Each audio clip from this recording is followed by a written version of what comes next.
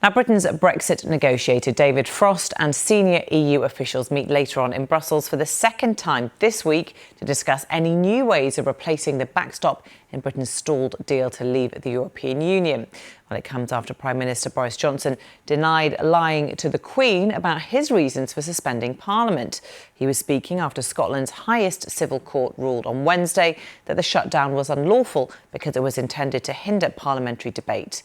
Mr Johnson also dismissed concerns about newly released government papers detailing preparations for a no-deal Brexit scenario. Tim Allman reports. It's only a few hundred miles long, but the border between Northern Ireland and the Republic of Ireland continues to be a major sticking point when it comes to Brexit. There's speculation a deal might be done where the North, which is part of the UK, could abide by some EU rules after Britain leaves. But the leader of the Northern Irish Party that has so far backed the government is unhappy about that. In a tweet, Arlene Foster said, "The UK must leave as one nation. We are keen to see a sensible deal, but not one that divides the internal market of the UK. We will not support any arrangements that create a barrier to East-West trade."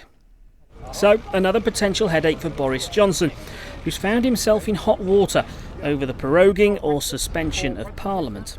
A court in Scotland ruled that was illegal. So, did the Prime Minister lie to the Queen about why he wanted MPs sent home?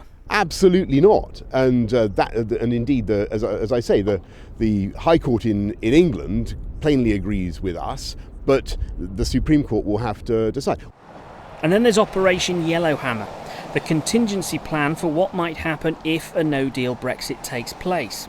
The full details have been published and make grim reading, with warnings of potential problems at ports and possible shortages of food and medicines.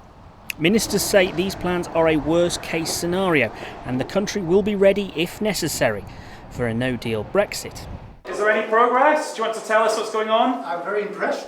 One way to avoid a no-deal is, of course, a deal, and talks will resume in Brussels later. Guess what's likely to top the agenda? The Irish border. Tim Allman, BBC News.